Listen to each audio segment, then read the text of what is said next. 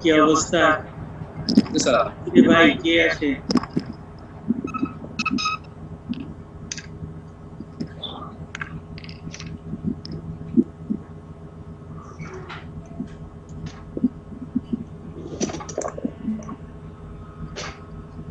Video call দিচ্ছে এখন zoom meeting শুরু হতেছে তাই বলতেছে মূলত আমরা দেখছিলাম। এই কি খবর? হ্যালো এই মুরসালিন আলাইকুম, কি অবস্থা তোমার? কও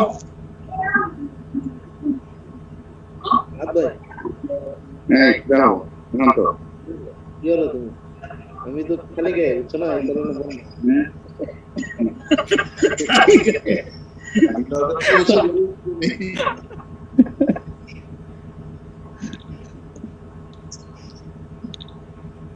আমরা কি পড়াইতেছিলাম জানো?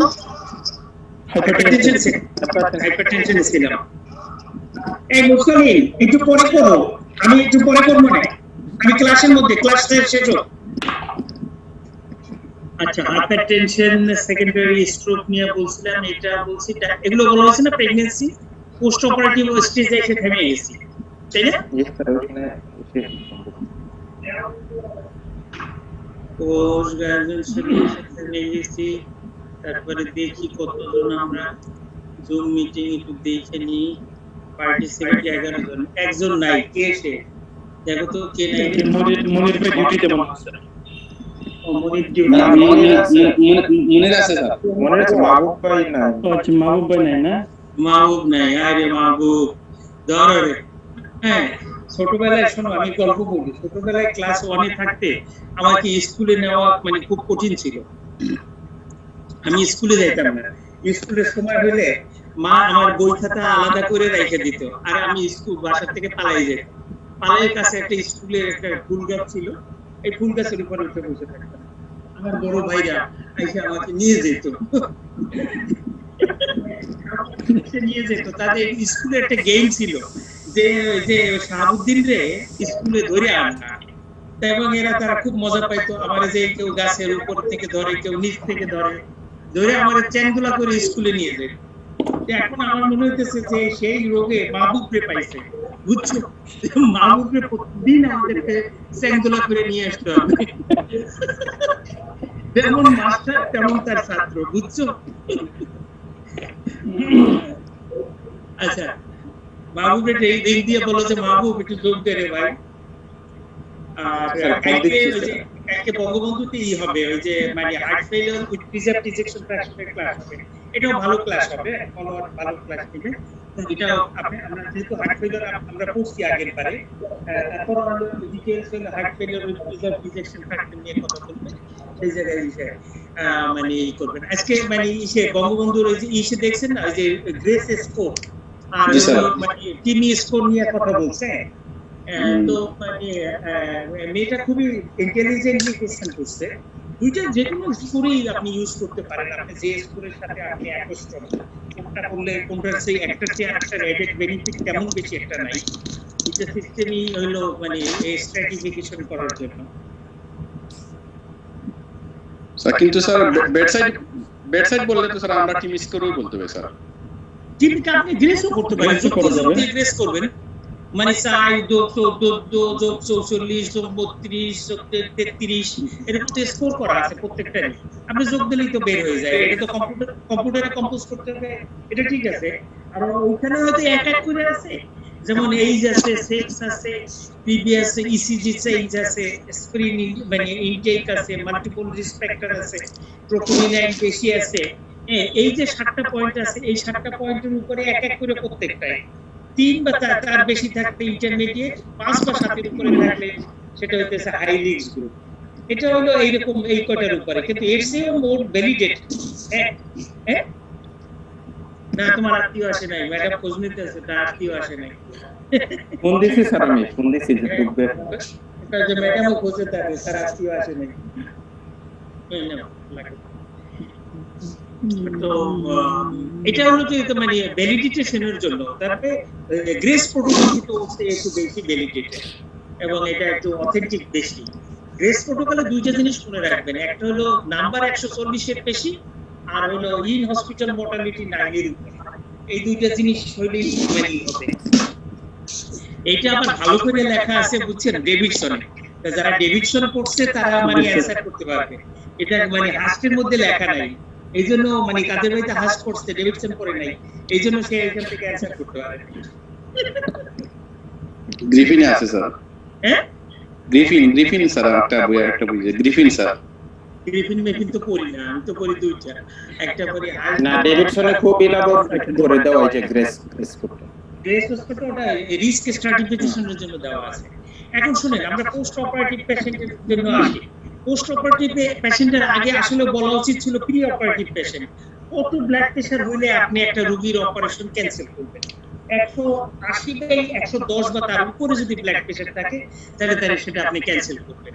আর পোস্ট অপারেটিভ স্টেজে সেটা হইতেছে আপনি অপারেশন করার পরে যদি কোনো সময় ব্লাড প্রেশার বাড়ে শুট করে, তাহলে ওরাল মেডিকেশন অনেক ক্ষেত্রেই আপনার দেওয়া থাকবে না, সেই ক্ষেত্রে আপনার আইভি মেডিকেশন দেওয়া থাকবে।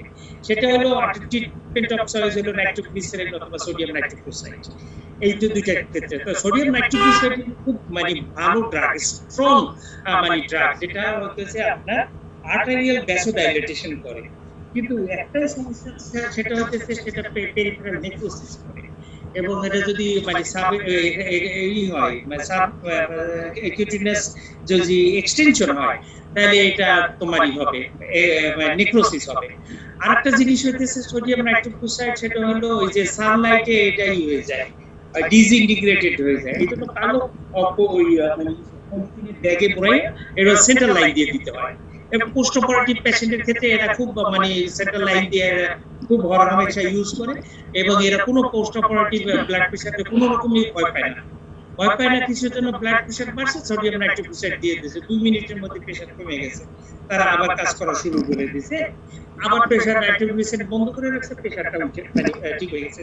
আর নাইট্রোগ্লিসারিন আপনি ইউজ করতে পারবেন, যেটা আপনারা তো হরহামেশা নাইট্রোগ্লিসারিন ইউজ করেন। এরপরে অন্যান্য যে সমস্ত ঔষধগুলো আছে যেমন ল্যাবেটালল আইভি পাওয়া যায়, এই তিনটে ঔষধই আপনি ইউজ করেন। বাকি যেগুলো আছে এগুলা হলো ওই যে নিকারডিপিন, প্যান্ডাটোপেন, এগুলো আমাদের দেশে নাই, তবে এগুলো না। তবে এই ক্ষেত্রে আপনার ব্লাড প্রেশার টার্গেট 140/90 তার নিচে থাকবে। আর হলো মানে recommendation for treatment of hypertension in patients undergoing surgical procedure. In patient with hypertension slide share হয় না মনে হচ্ছে। কি স্লাইড শেয়ার হয় না? স্লাইড দেখতে পাচ্ছি না, স্লাইড শেয়ার তো বলো না তো তোমরা। তার মনে করছি আমি কথা বলতে পরে শুরু করব।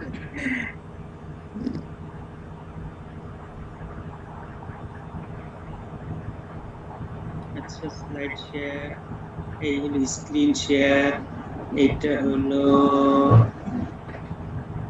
কোনা এটা না করো।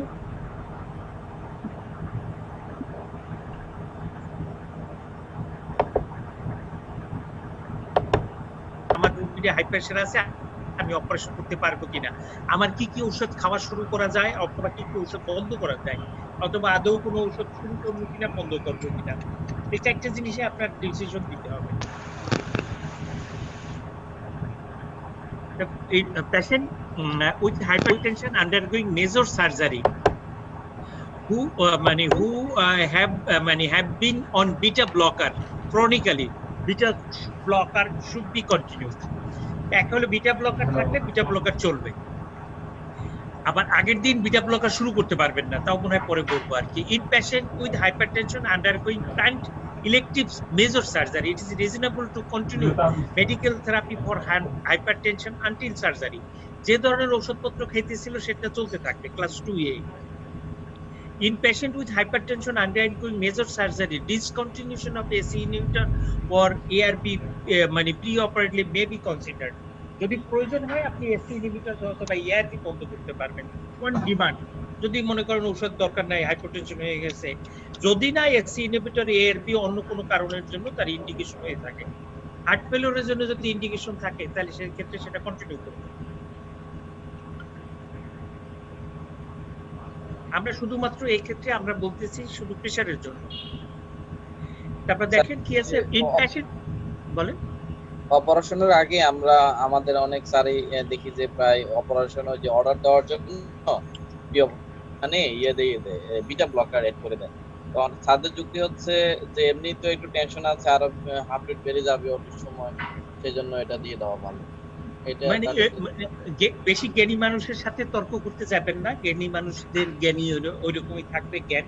আপনার জ্ঞান ক্ষুদ্র, আপনি বলবেন যে আমি ক্ষুদ্র মানুষ, আমার ক্ষুদ্র জ্ঞানী হলে এটাকে মানে এটা স্টার্ট করা যাবে না, এটা ক্লাস 3 ইন্ডিকেশন। এক্ষেত্রে আপনার লাভের চেয়ে ক্ষতি হবে বেশি। আর জ্ঞানী মানুষের সাথে তর্ক করবেন না, বলে স্যার এটা এভিডেন্স নাই। খুব বিনয়ের সাথে মানে ডিফার করবেন যদি কোনো কিছু ডিফার করেন। সেটা নিজস্ব মানে অভিজ্ঞতার থেকে বলছে, এভিডেন্স বেসড মেডিসিন থেকে বলতেছে না। In patient with planned elective major surgery, systolic blood pressure 180 and 110 or higher, differing surgery may be considered class 2B indication. তার মানে হচ্ছে 180 110 এর উপরে যদি ব্লাড প্রেশার থাকে তাহলে আপনি অপারেশন বন্ধ রাখবেন। কিন্তু অপারেশন যদি ইনএভিটেবল হয় অথবা লাইফ সেভিং হয়, তাহলে কোনো ধরনের কোনো কন্ট্রাইন্ডিকেশন না, সেক্ষেত্রে লাইফটা সেভ করাই হতেছে ইন্ডিকেশন।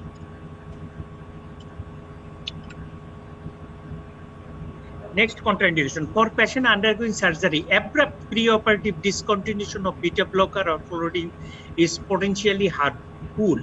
Number 1.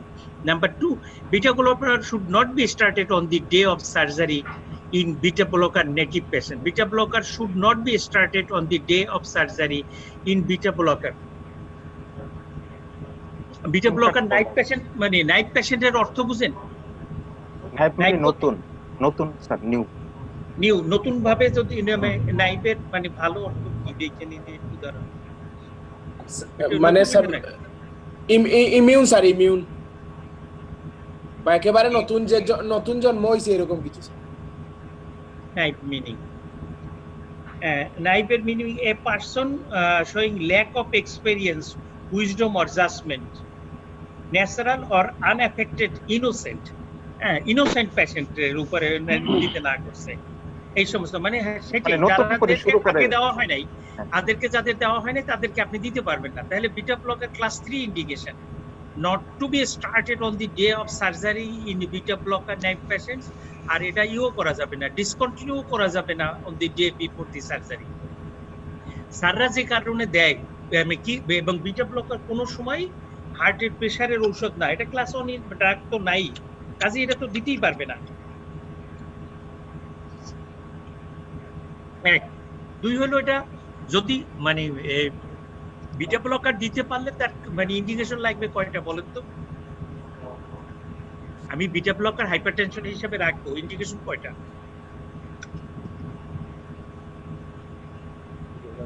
মানে স্যার ইসকেমিক হার্ট ডিজিজ থাকতে হবে, এক নম্বরে ইসকেমিক হার্ট ডিজিজ হতে হবে। 2 তারপরে অ্যাওর্টিক কোন ডিজিজ থাকলে সাথে স্যার থ্রাসিক ডিজিজ হতে হবে। 2 3 অ্যাকশন ফ্র্যাকশন কম থাকতে স্যার।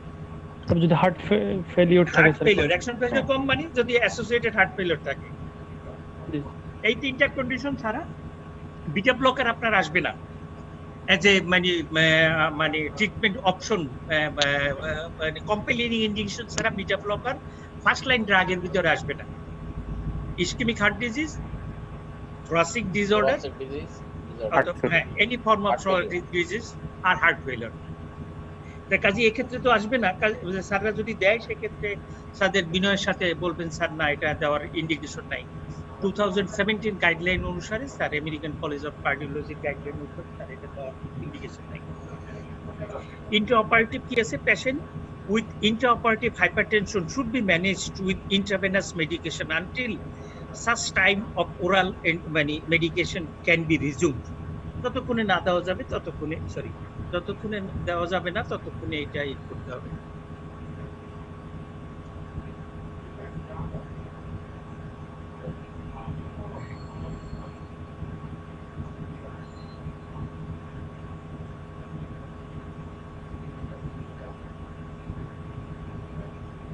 সবটা সিস্টেম তো হাত দিয়ে ধরে ফেলছি একদম মানে হয়ে গেছে।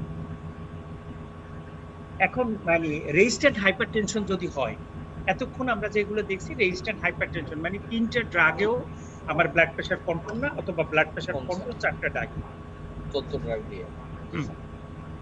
এরকম কন্ডিশন যদি থাকে তাহলে সেক্ষেত্রে আমার মানে প্রথম যে ধারণা করতে হবে সেটা হলো পেশেন্ট হয়তো ঔষধ ঠিকঠাক মতো খায় না, এক নন অ্যাডারেন্স আছে, অথবা তার সেকেন্ডারি কোনো কজ আছে। এই দুইটা জিনিস মানে মাথার মধ্যে থাকবে যে এই দুইটা জিনিস আমরা তাকে ডোজ ঠিক আছে কিনা। যে আর 2 নম্বরে হইতেছে যে আসলে রিডিং যেটা নেয় সেই রিডিংটা একুরেট কিনা, ঠিক আছে কিনা, মেজারমেন্টটা ঠিক আছে কিনা, ঔষধটা ঠিক মতো খায় কিনা, সেকেন্ডারি কোনো কজ আছে কিনা, প্লাস কোনো ঔষধ এমন কোনো ঔষধ খায় কিনা যে ঔষধে কনকমিটেন্টলি প্রেসার বাড়ায়। স্যার ওই যে অ্যাম্বুলেটরি বিপি রেকর্ডিং যেটা বাসায় যেটা বলছে, অ্যাম্বুলেটরি বিপি রেকর্ডিং, তো ওইটা বাসায় যেটা করবে এটা কি স্যার একুরেট, যেটা আমরা ডিজিটাল মেশিন দিয়ে নরমালি ওই যে রোগীরা এসে বলে 170 80 হয়ে গেছে, মানে এটা মানে টাইম টু টাইম, শোনো, টাইম টু টাইম এটা ক্যালিব্রেট করে ভেরিয়েশন করতে হয়, এইজন্য এটা একটু কম থাকে, 130/80 130/70 হলে এটা হাইপারটেনশনের রেঞ্জের মধ্যে পড়ে, কিছু সময় কম থাকে। তোমাদের ডিজিটাল মেশিন তো ইন্টারনেট একটা পাইছে, তোমাদের জন্য একটা মানে ওই মানে রোমানের কাছে জমা দেওয়া হয়েছে, তোমরা ইউজ করলে ওইটা মানে নিয়ে নিবার, রোমানের কাছে আছে, তোমাদের যদি লাগে, আর না লাগলে থাকুক। ডিজিটাল ব্লাড প্রেশার মেশিন লাগবে তোমাদের? জি স্যার, লাগবে স্যার। ওকে রোগীদের স্যার একটা থাকলে তো ভালো স্যার। একটা তো ইন্টার্নদের জন্য দেওয়া হয়েছে, ওটা তোমরা ধরবা না, যে ওটা ইন্টার্নদের, আর তোমরা যদি আমাদের একটা থাকুক স্যার। আমাদের একটা লাগবে স্যার। তাহলে রোমানের কাছে আছে, রোমানের কাছ থেকে চাইয়ে নিও। আজকে রোমানের কাছে মানে জমা দিয়ে এসেছে, মানে এরা ভ্যাকসিন কোড দিয়ে গেছে। আচ্ছা, নেক্সট হলো প্রথম হলো রেজিস্ট্যান্ট হাইপারটেনশনের জন্য কি করবেন, এটা হলো কনফার্ম করবেন হলো রেজিস্ট্যান্ট হাইপারটেনশন, তার মানে ব্লাড প্রেশার মানে 130/80 উপরে আছে 3টা ড্রাগ খাওয়ার পরেও, অথবা 4টা ড্রাগ নেওয়ার পরে কন্ট্রোলের ভিতরে আছে। এটা হলো ফার্স্ট আমার ডায়াগনোসিস। নেক্সট হলো সিডো মানে এই আছে কিনা, মানে সিডো রেজিস্ট্যান্স আছে কিনা, ensure accurate blood measurements, assess the non-adherence with prescribed medicine, obtain home, work and ambulatory blood pressure reading to exclude the white coat hypertension. মানে যেগুলো মানে সিম্পল এরর হইতে পারে সেই এররগুলো আমরা দূর করব। এরপর identify and reverse the contributing lifestyle factor. দেখা গেল ঠিকই আছে, ওষুধপত্র খাই, মানে এক্সারসাইজ অথবা ডায়েট এইগুলো তার মেনটেন করে না, অথবা সল্ট সে প্রচুর পরিমাণে খায়, হ্যাঁ এটা বেশি করে স্যার মানে লাইফস্টাইল মেডিকেশন। হ্যালো সালাউদ্দিন, জি হ্যাঁ বলো। হ্যাঁ ভালো আছি।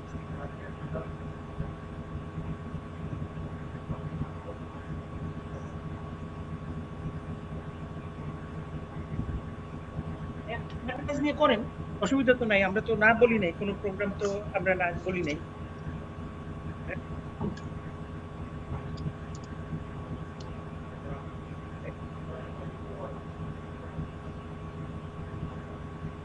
হ্যাঁ, এই রবিবার নেন, শনিবার দিন আমাদের শোনেন, শনিবার দিন আমাদের মানে আইপিডিআই ক্লাস থাকে, মানে 3টা থেকে 5টা পর্যন্ত। শনি মঙ্গলবারে এই 2টা ক্লাস থাকে, এই জন্য আমরা এইটার দিকে নিতে না করতেছি। রোববার দিন আপনি নিতে পারবেন, রোববার দিন আমরা মানে এটা মানে ই থাকে, টাইমটা ফ্রি থাকে। এখন কখন নেবেন মানে ক্লাসটা? রোববার দিন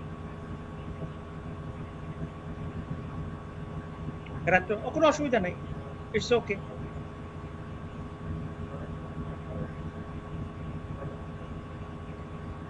জি হ্যাঁ, এইখানে আমার স্টুডেন্টরা আমার মানে 12 জন স্টুডেন্ট আমার এখানেই আছে, এদের মানে 9টা নেন 10টা নেন, কোনো অসুবিধা নাই। যারা সিসিউতে কাজ করে এরা আমার এখানে মানে এসে আছে।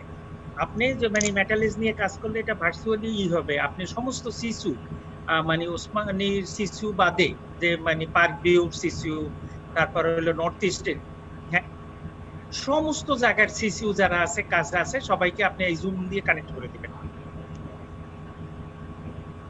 জি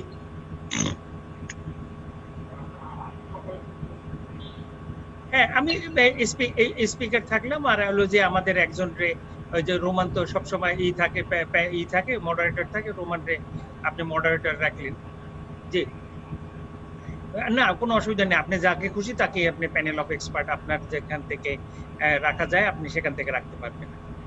আপনার মানে যেখান থেকে মানে রাখলে আপনারই হবে, মানে ফায়দা বেশি হবে সেখান থেকে আপনি রাখবেন। না আমার সাথে সময় যদি আমার টাইম হলো যে আপনি মানে এই ডে হলো আপনার ফিক্স করে দিচ্ছি রোববার। হ্যাঁ হ্যাঁ রবিবার দিন ফিক্স করে দিছি, কারণ আমি হলো শনিবার আর বুধবার দিন হলো আমি হলো না আমি শনিবার বুধবার হলো ইসের ক্লাস নেই। এর কথা হইতেছে যে তোমার ডায়াগনোসিসটা আগে কনফার্ম। নেক্সট হলো তুমি দেখো যে কোনো মানে আছে কিনা, মানে সে তার সিউডো মানে হাইপারটেনশনটা যদি থেকে তার সিউডো কোনো হাইপারটেনশন কিনা, যে সে যে ধরনের ওষুধ দেওয়া হইতেছে সেটা খাইলো কিনা, অথবা কোনো ধরনের ড্রাগ অথবা ফিজিক্যাল ইনঅ্যাক্টিভিটি কিনা যেটার জন্য তার হয়েছে এই প্রেশারটা তার কমতেছে না। এবং 3 নম্বর হলো তার কোনো মানে আন্ডারলাইং সেকেন্ডারি কজ আছে কিনা। এই 3টে জিনিস যদি তুমি সার্চ করতে পারো আর এই 3টে জিনিসের রিভার্স করতে পারলে ট্রিটমেন্ট হবে। এরপরে যদি সেকেন্ডারি কজ পাওয়া যায় তার ট্রিটমেন্ট করবা। এইগুলো সত্য যদি সেকেন্ডারি কজ না পাওয়া যায়, তার যদি রিভার্সিবল কন্ডিশন না থাকে, ইন্টারফিয়ারিং কন্ডিশন না থাকে, তাহলে কি করবো? তাহলে আমি ম্যাক্সিমাইজ করবো মানে ট্রিটমেন্ট। এর মধ্যে ম্যাক্সিমাইজ করতে হলে ডায়ুরেটিক থেরাপি। তাহলে ডায়ুরেটিক হলো মোর দ্যান মানে মাল্টিপল সাইডে নেফ্রন দিয়ে ব্লক করতে পারি। প্রক্সিমাল টিউবুলসে যদি কোনো ড্রাগ মানে বন্ধ করে, তাহলে ডিস্টাল টিউবুল যেন ড্রাগ বন্ধ করে। ক্লোরথাইডের সাথে অথবা স্পাইরোল্যাকটিন যোগ করে দিতে হবে। এই যে মিনারোকর্টিকয়েড রিসেপ্টর অ্যান্টাগনিস্ট যোগ করে দিতে হবে। তার ডায়ুরেটিক অ্যাকশন আছে, এট দি সেম ভলিউম ডিপ্লেশনেরও তার অ্যাকশন আছে, সল্ট রিটেনশন করে। তারপর হলো এবং যে মেকানিজমে আমরা ড্রাগগুলো দিচ্ছি, মনে করেন আমরা এসটি ইনহিবিটর অথবা beta blocker, diuretics, calcium channel blocker দিচ্ছি, এখন অন্য একটা সেন্ট্রাল অ্যাক্টিং ড্রাগও আমরা সেই ক্ষেত্রে যোগ করতে পারি।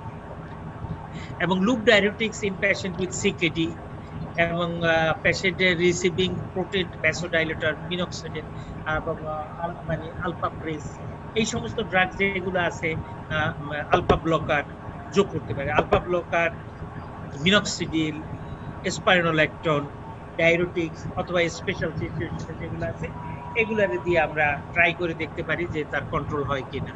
যদি কন্ট্রোল না হয় তাহলে তার রেফার করবো যে ইসের ক্ষেত্রে। এইটা হলো আপনার রেজিস্ট্যান্ট হাইপারটেনশনের ক্ষেত্রে। দেখেন সব রোগী তো আপনারা মানে বাইরে মানে ইন্টারনিস্টার চিকিৎসা করে দেবে, আবার কোয়াকরা চিকিৎসা করে দেবে, 2টা 3টা 5টা ঔষধ দিয়ে তারা ঔষধ দিয়ে দেবে। আপনার কাছে হবে যে 3 নম্বর ড্রাগটা যখন দিবে তখন ডায়ুরেটিক্স আছে কিনা এটা চেক করুন। 2 নম্বর দেখবেন যে একই গ্রুপের দেখবেন এসি ইনহিবিটর এআরবি দিয়ে দিয়েছে। আমার কাছে বালাগঞ্জের একজন ডাক্তার ছিল, সে মানে আমার প্রেসক্রিপশন চেঞ্জ করে সে ACE inhibitor ARB calcium channel blocker diuretics এগুলো সব দিয়ে দিয়েছে। তারপরে মানে আমার সাথে কথা বলছেন, সে ল্যাঙ্গুয়েজে কথা বলেন, আমি ভুল করলে বলে আই মিয়া তুমি কি চিকিৎসা দিছো, কে এলাকা পড়াশোনা শিখাইছে তোমার, টেলিফোন করে এইরকম স্যার আমরা কথা বলতে শুনতে অভ্যস্ত, আপনি একটু সুন্দরভাবে বুঝাই বলছেন। আমি না, আপনারা যদি না বুঝাই বললে আপনি তো আরো 10 জন মানুষকে একই জিনিস করবেন। একবার যদি বুঝাই বলা যায় তাহলে আপনি আরো 10টা মানুষকে চিকিৎসা ঠিক দিবেন, পরবর্তীতে আরো মানে আপনার কাছ থেকে আরো 10 জনের ঠিক শিখবেন। তার লিসন হইতেছে একটাই, মানুষ ভুল হইতে পারে, আমারও ভুল হবে। ভুল হইলে আপনি সেটা শুদ্ধ করার চেষ্টা করবেন, তার মানে ফিডব্যাক দেওয়ার চেষ্টা করবেন। সে যাই হোক, জি বলেন। ফিডব্যাক দেওয়ার চেষ্টা বলতে স্যার, স্যার এই যে ওয়ার্ক বিপি রিডিংটা স্যার বুঝিনি। ওয়ার্ক কোন জায়গায় work BP? Sir pseudo hypertension যে এক্সক্লুড করতে বলছেন ওখানে নিচের লাইন আছে, মানে pseudo hypertension ensure accurate office management, তারপর non adherence with the prescribed drugs, তারপরে obtain home work or ambulatory big work মানে আপনি যেখানে কাজ করেন সেই সমস্ত জায়গায়। এটা কি স্যার অফিস বিপি বোঝাচ্ছে স্যার? অফিস বিপি তো হলে আপনার অফিসে যখন চেম্বারে আসবে সেটা হলো অফিস বিপি। ওয়ার্ক মানে সে তার কর্মস্থলে যেখানে আছে সেটা। হোম হলো বাড়ি, ওয়ার্ক হলো পেশেন্টের মানে কর্মস্থল, আপনার না। আর আপনার জায়গায় যখন আসবে তখন বলবো অফিস বিপি। এগুলো করার পরে নিচে আপনি অপটিমাইজ করবেন মানে মাল্টিপল কম্বিনেশন দিয়ে। এই ঔষধগুলো আবার ওই যে মানে ডোজ এবং ড্রাগ গুলো হাইপারটেনশনের ডোজ এবং ড্রাগ হিসাবে এইভাবে আছে। যেমন ক্যাপটোপ্রিলের আপনি ডোজ দেখেন, মানে ইনিশিয়াল ডোজ 50 মিলিগ্রাম, আমাদের আছে 25 মিলিগ্রাম, এবং মানে number of doses per day 2বার করে দেওয়া যায়, এবং এটা মানে তাহলে 150 মানে 3টা থেকে 4টা পর্যন্ত দেওয়া যায়, 2 to 12 ঘন্টা পর্যন্ত দেওয়া যায়। এনালাপ্রিল, লেসোনোপ্রিল দেখেন 40 মিলিগ্রাম, আমরা 20 মিলিগ্রাম মানে উপরে ঔষধ নাই, 40 মিলিগ্রাম ইংল্যান্ডে আছে, ওরা 40 মিলিগ্রাম পর্যন্ত একবার। আর এনজিওটেনসিন রিসেপ্টর বলে এগুলো হলো ডোজ হলো হাইপারটেনশনের ক্ষেত্রে। শুধুমাত্র ওই যে এটা তো নাই আমাদের দেশে, আমাদের হলো লোসার্টেন পটাশিয়াম আছে, আবার এটা সিঙ্গেল ডোজ অথবা ডাবল ডোজ, আর সবগুলো হলো single dose. Metoprolol double dose. আচ্ছা, মেটোপ্রোলোলের সেদিন কে যেন ডোজ জিজ্ঞাসা করছিলেন কতটুকু দিতে পারবেন, আপনি এটা 200 মিলিগ্রাম পর্যন্ত দিতে পারবেন। আমরা ইউজুয়ালি 100 মিলিগ্রামের উপরে দেই না, কারণ 100 মিলিগ্রামের উপরে দিলে তার মানে ব্রঙ্কোস্পাজম অথবা হার্ট রেট কমে যায়। এই জন্য এটা আমরা এই মানে 100 মিলিগ্রামে দিয়েই আমরা থাকি, তবে প্রয়োজন বোধে আপনি 200 মিলিগ্রাম পর্যন্ত দিতে পারবেন। আর এটিনিলল 100 মিলিগ্রাম পর্যন্ত ম্যাক্সিমাম ডোজ। আর এগুলো বেন্ডোজাইজেবলস, এগুলো তো আমরা নাই আমাদের দেশে।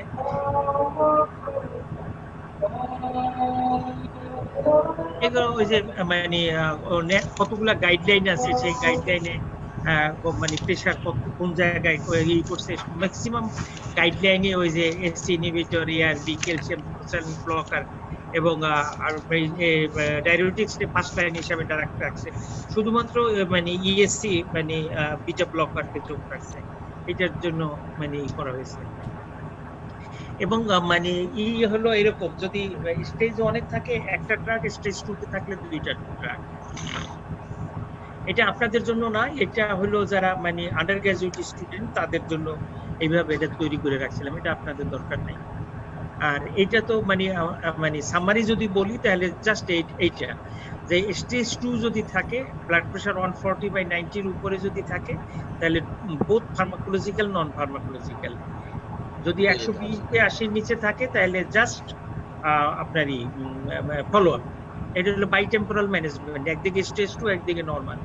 এরপরে হলো ইলেভেটেড ব্লাড প্রেশার, এখানে শুধু নন ফার্মাকোলজিক্যাল ম্যানেজমেন্ট। এখানে 130-এর নিচে থাকবে, 80-এর নিচে থাকবে ব্লাড প্রেশার, এরকম যদি থাকে নন ফার্মাকোলজিক্যাল ম্যানেজমেন্ট। স্টেজ 1টাই হলো ঝামেলাপূর্ণ, এই ক্ষেত্রে 2 ভাগে ভাগ করে নেবেন। যদি তার এস্টাবলিশড এসসিবিডি থাকে, অথবা তার যদি এই থাকে মানে রিস্ক, বার্মিংহাম রিস্ক স্কোর করে দেখেন, অথবা এসসিডি রিস্ক এস্টিমেটর দিয়ে যদি দেখেন 10% এর উপরে থাকে, তাহলে তো বোথ ফার্মাকোলজিক্যাল আর নন ফার্মাকোলজিক্যাল ম্যানেজমেন্ট আসবে। আর যদি না থাকে তাহলে ফার্মাকোলজিক্যাল নন ফার্মাকোলজিক্যাল ম্যানেজমেন্ট। এই কথাটুকুই আপনাদের ইসের মধ্যে ভালোভাবে দখলে রাখতে হবে। এটাই দখলে রাখতে পারেন না, এটা শুধুমাত্র হাইপারটেনশনের এবং জন্য ম্যানেজমেন্ট। এটা নিয়ে আমার মনে হয় যে 100 বারের মতো মনে হয় আমি বলছি। আপনারা বলেন তো কতবার বলছি আপনাদের এই অনেকবার স্যার, ওয়ার্ড এই পড়ানো স্যার ওয়ার্ডে অনেকবার বলছি, 100 বারের মতো হবে, কিন্তু আসলে মনে থাকে না, কিছুক্ষণ পর ভুলে যায়, তাই না? এটা ভুলে যায়, এটা এই জন্য আবার মানে চার্ট গুলো বাজে ভাবে দেখতে হবে।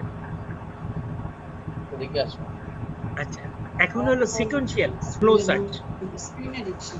না আমার পড়া ওই যে স্যারের সাথে ক্লাস হচ্ছে, মনে হইতেছে ফেসবুক চালাইতেছে, বুঝছো? এই জন্য তার দুষ্টমিত পড়ছে ধরা মানে তার ছেলের কাছে, বুঝছো?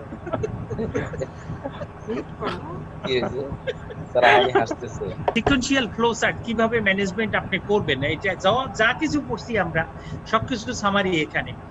আপনি মানে ব্লাড প্রেশারটা খুব ভালোভাবে মাপবেন, যেটা আপনারা সবাই মানে খুব নেগলেক্টেড ওয়েতে দেখেন। ডাক্তারের কাছে গেলে ডাক্তার এক হলো প্রেশার দেখে না, কার্ডিওলজিস্ট ছাড়া অন্য কেউ প্রেশার দেখে না, এক। আর প্রেশার দেখার সময় ডাক্তার এতটাই রিল্যাক্টেন্ট থাকে যে রোগীর সাথে গল্প করতে থাকে, কথা বলতে থাকে। কিন্তু এই প্রেশারটা হলো তার খুবই জরুরি। এই প্রেশারের উপর নির্ভর করে সে হলো 1-2টা ড্রাগ দিবে কি দিবে না, ঔষধ বাড়াবে কি কমাবে, এইটা কিন্তু সেইটাকে করে সে মানে অবহেলা।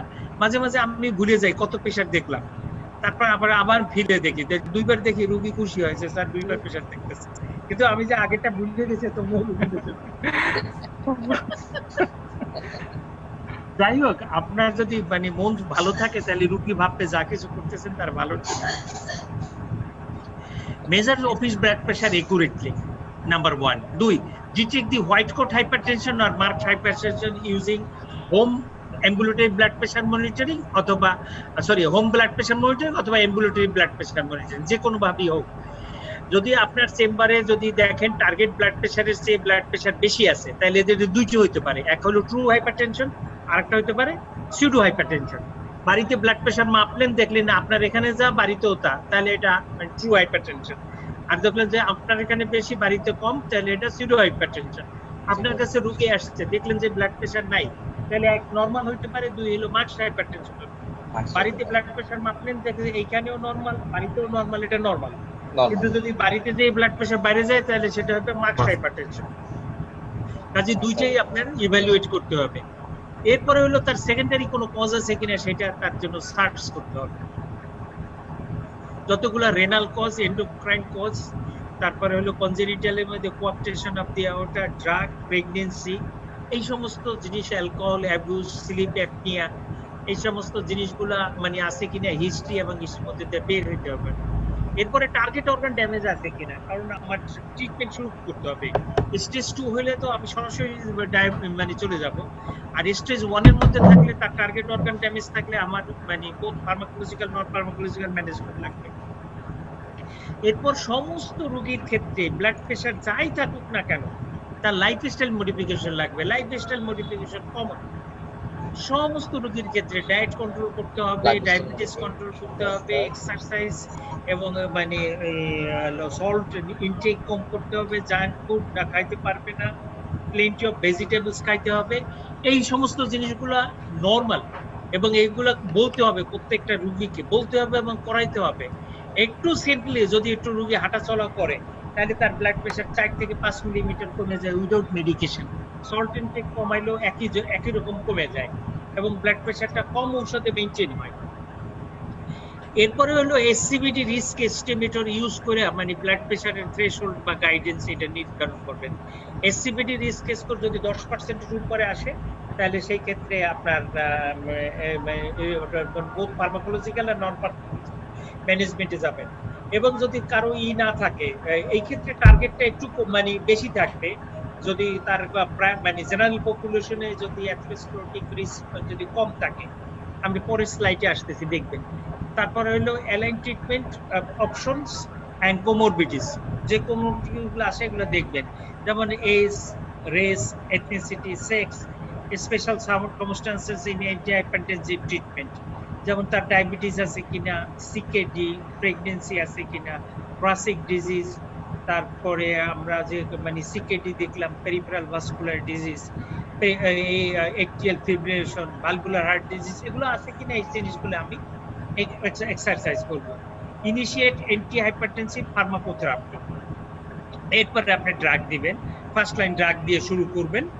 এরপরে মানে ইনশিওর অ্যাপ্রোপ্রিয়েট ফলো আপ, 28 দিন পর পর আসার কথা আসবে। ইউজ মানে টিম বেসড কেয়ার, এইটা হইতেছে বাইরের জন্য। বাইরের জন্য হয় কি, এই যে হাইপারটেনশন ক্লিনিক থাকে, এখানে নার্সরা আসে ব্লাড প্রেশার মেনটেন করে, ওরা ওইরকম দেখে মেজ করে, এটা আমাদের জন্য না। আপনি ফলো আপটা মানে করবেন।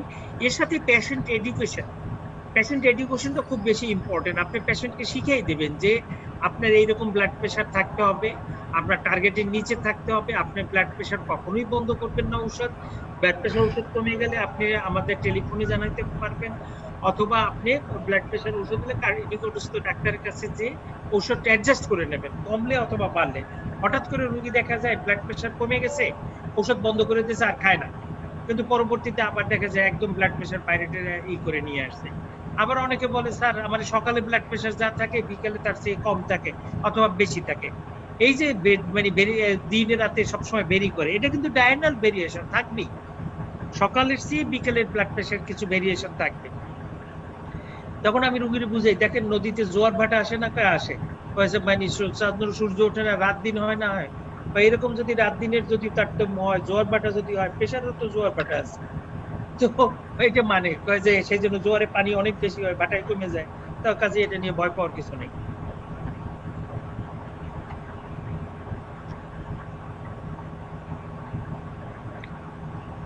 অনেকের ডাক্তারের একটা ইনার্শিয়া আছে এবং পেশেন্টেরও ইনার্শিয়া আছে। পেশেন্টের ইনার্শিয়া কি, সে ওষুধ খাইতে চায় না, বলে যে ডাক্তার কত আর ওষুধ খাবো, ওষুধ খাইতে খাইতেই আছে। কিছু যে জ্ঞানী আছে, কিছু মানে মানে মূর্খ আছে। জ্ঞান পাপীদের হলো সবচেয়ে বেশি, যারা শিক্ষিত মানুষ ওষুধ খায় না। অনেক ডাক্তারের মা বাবা আছে যে ডাক্তাররা কান্নাকাটি করে আমার কাছে এসে যে স্যার কি করব, বাবা তো ওষুধ খাইতে চায় না, কোনো রকম কিছু খাইতে চায় না, তার প্রেশার এত বেশি থাকে। আবার অনেক মূর্খ আছে, বলে যে না খাইয়ে কি হবে। এর মধ্যে মধ্যমপন্থী লোকজন যারা আছে, ডাক্তার যা বলছে তার ডাক্তারের কথা না শুনলে তো আমার রোগ ভালো হইবে না, অতএব ডাক্তার হয়ে এই মধ্যমপন্থী লোকজনরাই ভালো। এরপরে হলো ইউজ মানে health information technology for remote monitoring. নিচের গুলো অতগুলো দরকার নাই, আপনি ফলো আপের পরে পেশেন্ট এডুকেশন বলতে পারলে বা পেশেন্ট এডুকেশন মানে যোগ করতে পারলে মোর দেন না। এটা বাইরের প্রোটোকল, তো বাইরের প্রোটোকলের জন্য ওরা আরো কিছু যোগ করছে এখানে। নেক্সট হলো ফাইনাল স্লাইড, হলো আপনার এইটা ফাইনাল স্লাইড হলো আপনার বিপি থ্রেশহোল্ড আর বিপি গোল, দুইটা জিনিস আপনি দেখেন এখানে।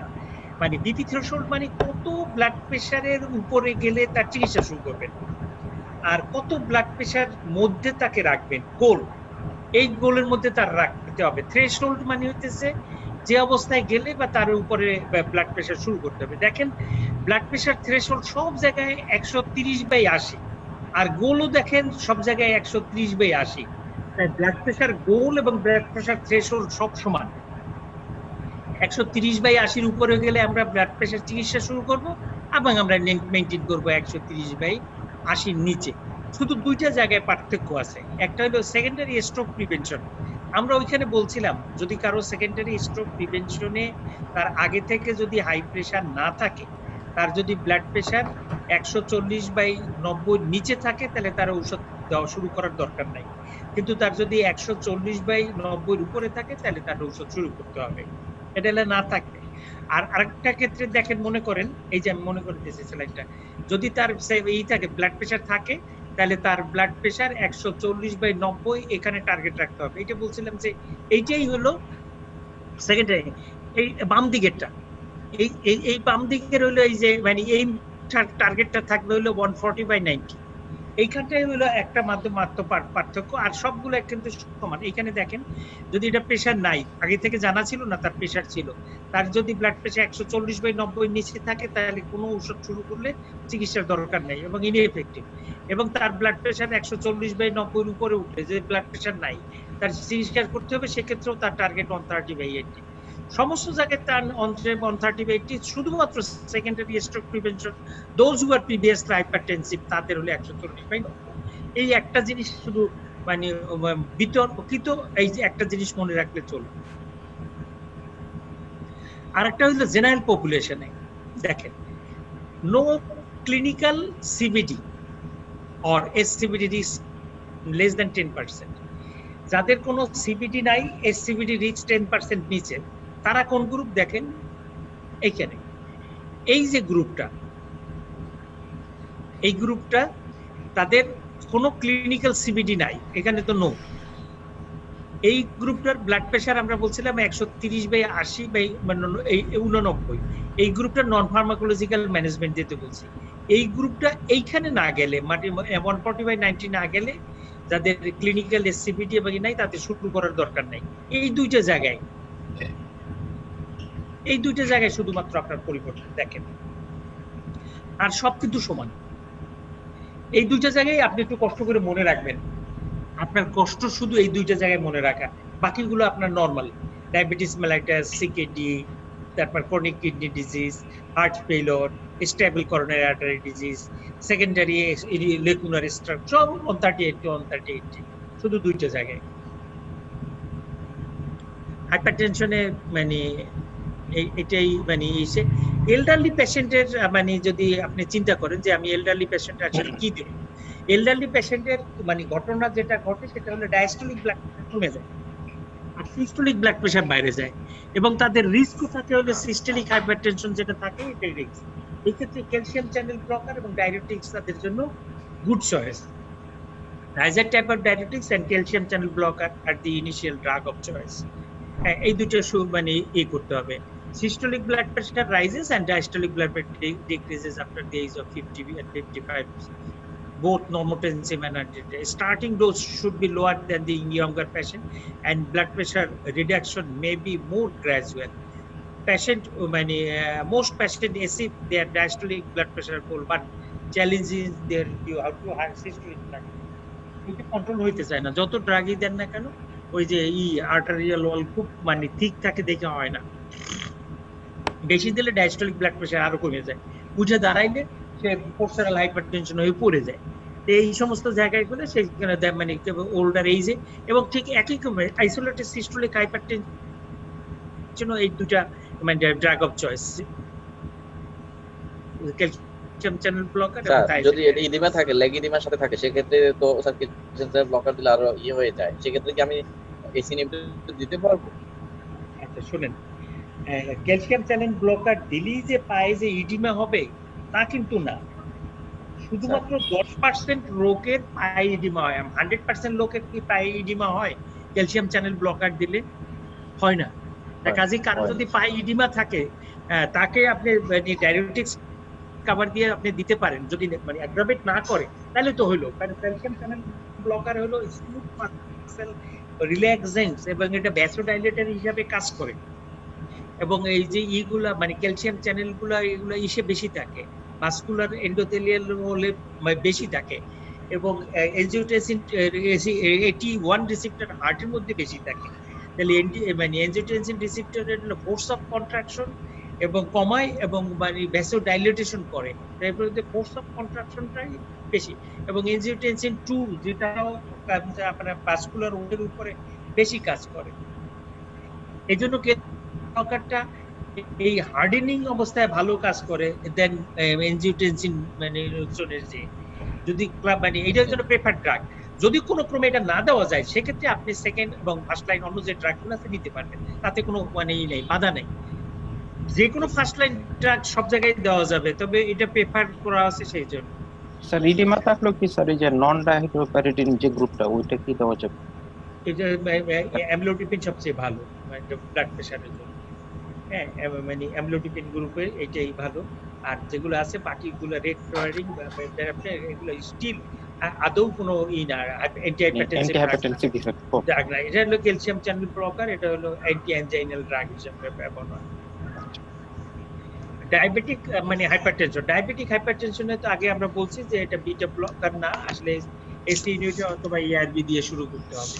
Blood pressure lowering using either ACE inhibitor or ARB will slow the progression of both type 1 and type 2 diabetic renal disease. Nearly every patient with renal deficiencies will require a diuretic to lower the blood pressure, especially to recommended dose of 30/80. Calcium channel blocker are less effective in preventing the renal outcome than with either ACE inhibitor or ARB. এই ক্ষেত্রে ACE inhibitor এবং ARB ভালো কাজ করবে then calcium channel blocker. Sir beta blocker in diabetes sir এখানে কতটুকু risk আছে sir? Beta blocker তো স্যার মাস্কিং করে ফেলে হাইপোগ্লাইসেমিয়ার সিম্পটমগুলো। আমরা তো দিতে বলি নাকি? স্যার দিতে বলেন। দিতে বলছি রুহুল? আমি জিজ্ঞেস করলাম স্যার বিটা ব্লকার যদি কোনো ডায়াবেটিক পেশেন্ট পায় স্যার, যদি ইসকেমিক হার্ট ডিজিজের জন্য কোনো ডায়াবেটিক পেশেন্ট পায়, হার্ট ফেলিওরের জন্য পায়, তাহলে সেটা কন্ট্রোল করবে। কিন্তু তুমি খেয়াল রাখতে হবে ওইটুকুই যে সেটা হাইপোগ্লাইসেমিয়া হয়, সিম্পটম মানে আর তো কোনো আর কোনো ড্রাগ না। এক দুই হলো যদি প্রয়োজন হয় অন্যকে ইন্ডিকেশনে দিবেন। এথনিসিটির জন্য যেটা আছে সেটা আমাদের দেশের জন্য প্রযোজ্য না, যেটা আফ্রিকান যে নিগ্রো যেগুলো আছে ওগুলোর উপরে এসি ইনহিবিটর ভালো কাজ করে না। এই জন্য ওদের মানে ক্যালসিয়াম চ্যানেল ব্লকার এবং ডায়াবেটিক্স মানে প্রেফার করা হয় ওভার রেস ব্লকার মানে আইদার এনজিওটেনসিন অথবা এআরবি। ইসকেমিক হার্ট ডিজিজের উপরে মানে beta blocker, AC inhibitor, ARB এটা হলো standard drug. Several trials demonstrate the benefit of AC inhibitor in patient with stable coronary artery disease and hypertension compared to placebo. And ARB can be as effective as AC inhibitor in patients who are high risk for cardiovascular events after MI. AC inhibitor and ARB are particularly indicated if there is diabetes and left ventricular systolic dysfunction.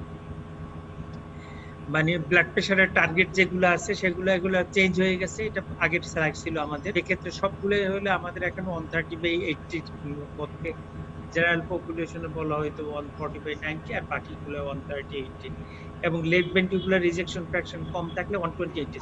এখন সব target হয়ে গেছে 130/80। 130/80। আর প্রেগন্যান্সিতে যে categorise করা আছে, ওই যে কালকের যে প্রশ্ন আসছে আপনাদের সাথে, সেটা হলো প্রেগন্যান্সিতে ক্রনিক হাইপারটেনশন। এখনো প্রেগন্যান্সিতে হাইপারটেনশন আছে, আগে থেকেও হাইপারটেনশন আছে।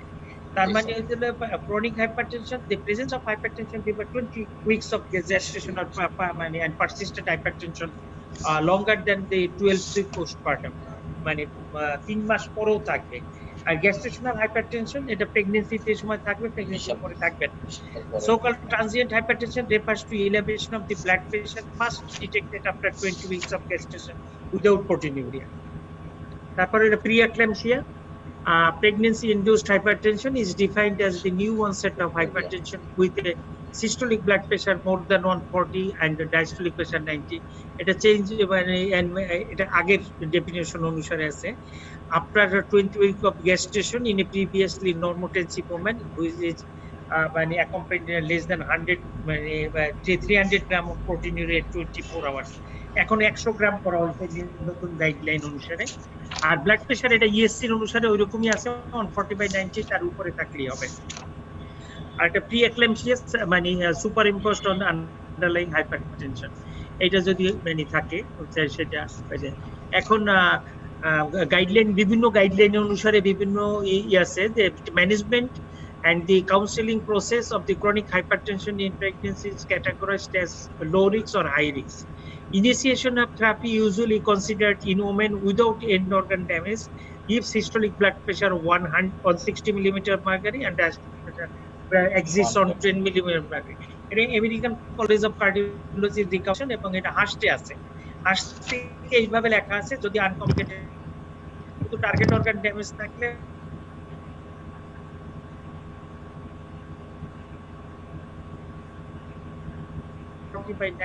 তার উপরে উঠলে ব্লাড প্রেশার, যদি প্রোটিনিউরিয়াস না থাকে ব্লাড প্রেশার আমি অ্যাট লিস্ট 160/100 পর্যন্ত আপনারা অ্যালাউ করতে পারবেন যে ট্রিটমেন্ট না দিয়ে। কিন্তু স্যার আবার ইউরোপিয়ান সোসাইটি 140/90, ইউরোপিয়ান সোসাইটিতে সবাই 140/90 বলে দিচ্ছে। হ্যাঁ, এই দুইটার জায়গায় একটু আছে মানে কনফিউশন আছে।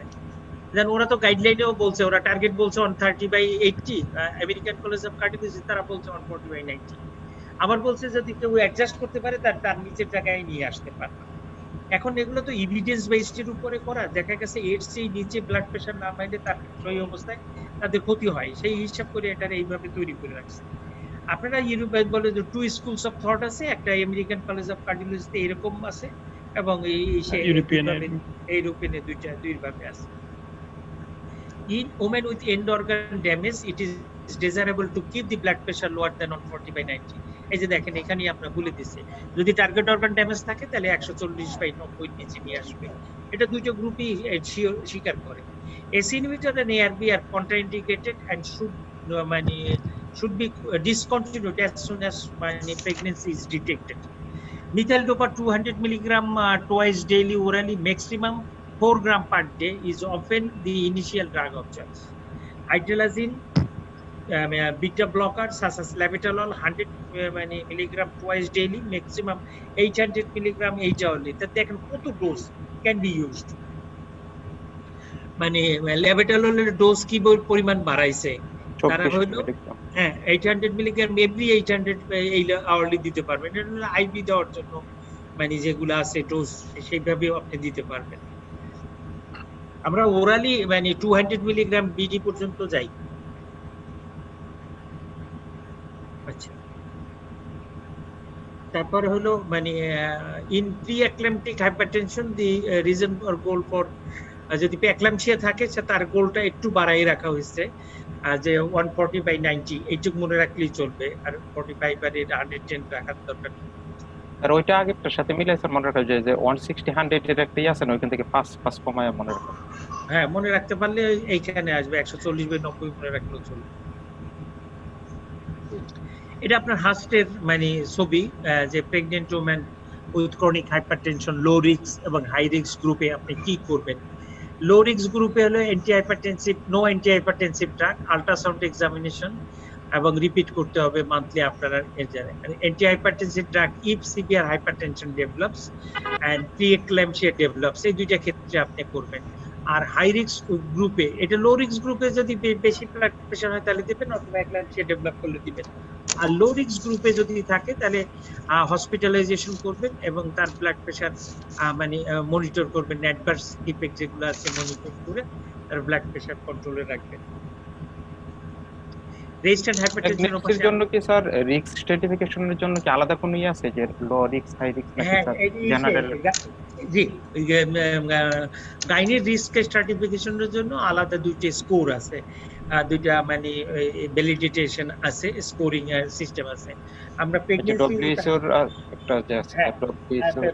উইথ হার্ট ডিজিজ যখন আছে ওখানে ওই ক্লাসিফিকেশন গুলো দেওয়া আছে। ওটার ভিতরে ওই যে মানে এইজ একটা ফ্যাক্টর আছে, তারপরে হলো ওই যে কোমরবিড কন্ডিশন গুলো ফ্যাক্টর আছে, এবং পেশেন্টের সিম্পটোমেটিক স্ট্যাটাস এবং গাইনিকোলজিক্যাল মেজারমেন্টস, এইগুলো দিয়ে তার একটা রিস্ক করা আছে। আপনি ওই সমস্ত রিস্ক যদি ক্যালকুলেশন করতে পারেন তো ভালো, না করতে পারলে multiple risk factor with comorbidities, multiple para, তারপর হলো এইগুলো থাকলে, পেশেন্ট সিম্পটম থাকলে এগুলো পেশেন্ট খারাপ থাকবে। তার মানে হলো proteinuria, ankle oedema, hypertension, diabetes, CKD, CVD, এগুলো যদি বানাই দিতে পারেন তাহলে রোগী তো খারাপ হবে, এটা স্বাভাবিক। রেজিস্ট্যান্ট হাইপারটেনশন আমরা মানে খুব ভালোভাবে ওপাশে বর্ণনা করছি।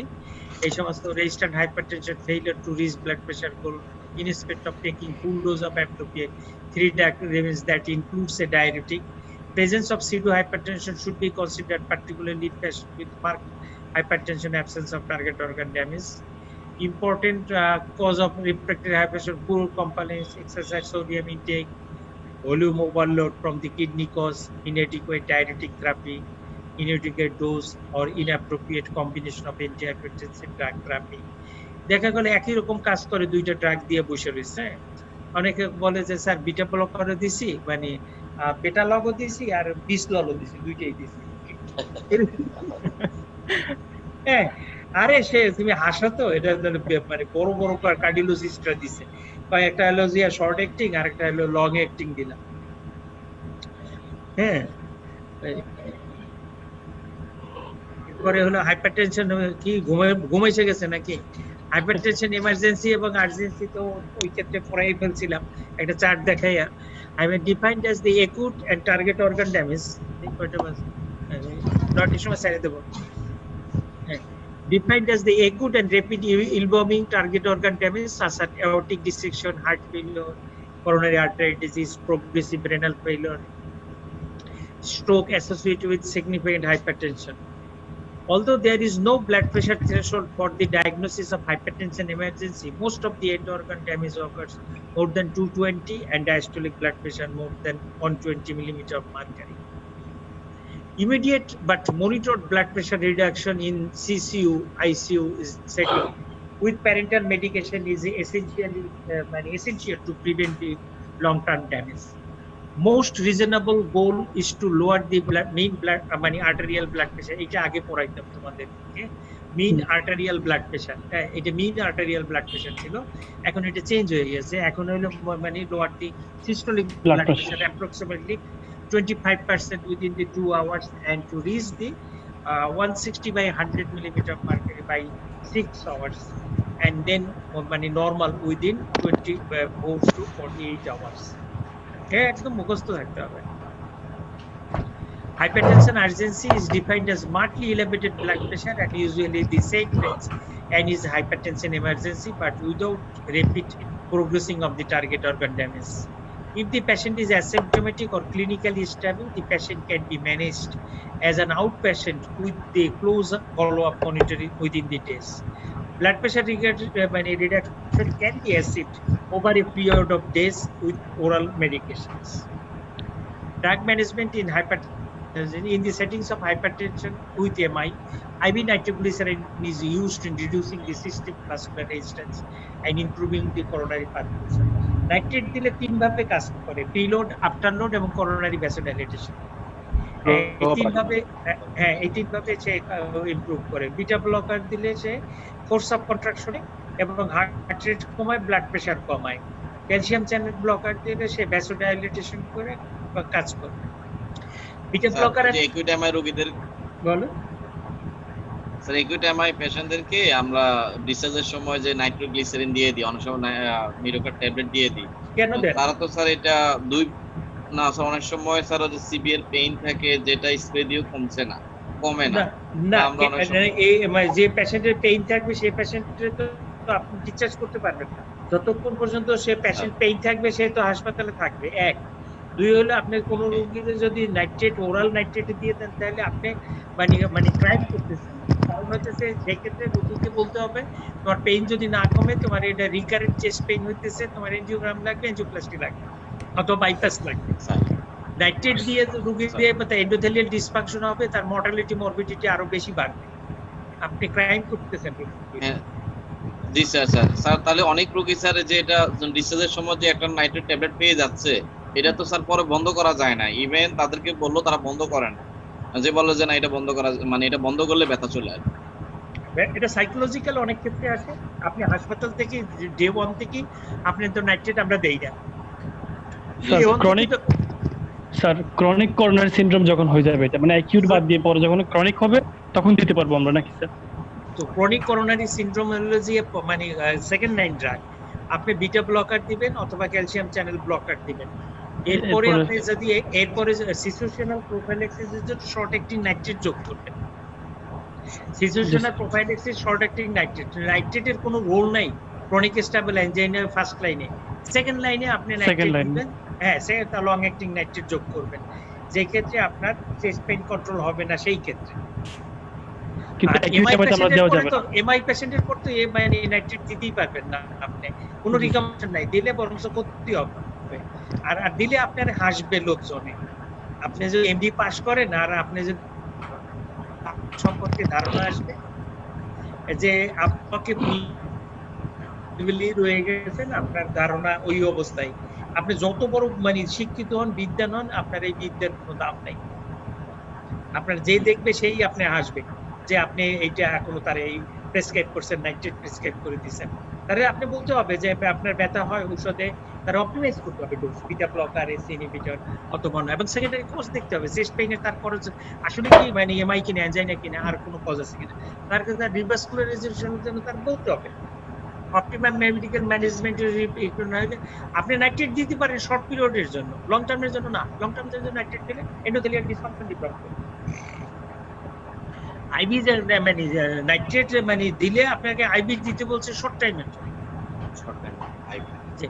Acute pulmonary is best treated with sodium nitrochloride. যদি নাইট্রোক্লোরাইড না পারেন তাহলে আইভি গ্লুসামাইড এবং IV GTN.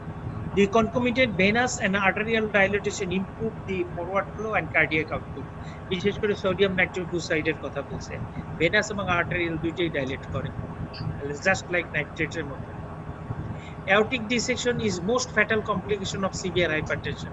Mortality remains very high. Systolic blood pressure should be decreased as rapidly as possible to 100 to 110 millimeter mercury or lower. This is best treated combination of beta blockers and IV vasodilators such as nitroglycerin. এই দুইটা দিয়ে করতে পারলে আরো ভালো, তাড়াতাড়ি control হবে। Medical treatment for the management of hypertension crisis: sodium nitroglyceride, nitroglyceride, এরপরে হলো হাইড্রোলাজিনের ডোজ এখানে দেওয়া আছে। আর হলো তারপরে ল্যাবেটালল, আপনারা কে যেন বলছিলেন ল্যাবেটাললের ডোজ স্যার কিরকম করব? আমি বলছিলাম, হ্যাঁ এই যে দেখেন ল্যাবেটালল ডোজ আপনার এখানে আছে 20 to 80 milligram as slow IV injection every 10 minutes and 0.5 to 2 milligram IV infusion আপনি দিতে পারেন। স্যার আগের স্লাইডটা একটু দেখি স্যার। জি দেখেন, শর্ট নিয়ে রাখেন। এখান থেকে দুইটা সোডিয়াম নাইট্রোক্লোরাইড তো লাগে না, নাইট্রোগ্লিসারিন আপনারা জানেন, সেই জন্য আপনাদের এটা আর করি নেই। স্ক্রিনশট রেখে আপনি শুনেন, আপনি মানে 20 to 80 milligram slow IV injection,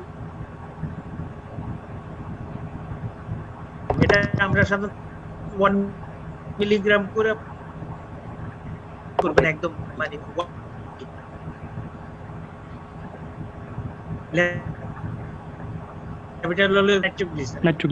আর তো কিছু নাই আপনার। হাইড্রোলাজিন আছে অবশ্য একটা, মানে প্রেগন্যান্সি হলে হাইড্রোলাজিন পাওয়া যায় স্যার। পাওয়া যায়, কিন্তু মানে ওই যে সেন্ট্রাল লাইন নেই, সেন্ট্রাল লাইন ছাড়া তো দিতে পারবেন না, তাহলে আপনি স্ল্যাপ আউট করে ফেলবেন। স্যার বলছিলাম যে প্রেগন্যান্সি হলে হাইড্রোলাজিন দিব, তাই না স্যার? হ্যাঁ, প্রেগন্যান্সি হলে হাইড্রোলাজিন দিতে পারবেন। কিছু তো ড্রাগ জানিয়ে রাখতে হবে যে কোন অবস্থায় কি মেডিসিন দেব।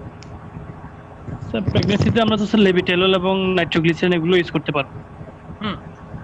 জি স্যার। শুধু ইউজ করতে পারবেন না, এসিমিটার এআরবি আর ফুরোসামাইড তাও ইউজ করতে পারবেন, ফুরোসামাইড কশাসলি ইউজ করে জুডিশিয়াল। জি স্যার। এই যে ফেন্টালামিন ওরা ওই আইইতে সিসিউতে আইসিইউতে ওরা ইউজ করে ফেন্টালামিন। এজমোললও পাওয়া যায় মাঝে মাঝে, এটা বিটা ব্লকার, এটা খুব সেফ বিটা ব্লকার, এটাও দিতে পারেন। এটার মানে অ্যাকশন খুব র্যাপিডলি শুরু হয়, 1 to 2 মিনিটস এর মধ্যে শুরু হয়। মেটাপ্রোলল অনেক ক্ষেত্রে পাওয়া যায়, সেক্ষেত্রে পাওয়া গেলে দিতে পারবেন। এজমোলল পাওয়া যায়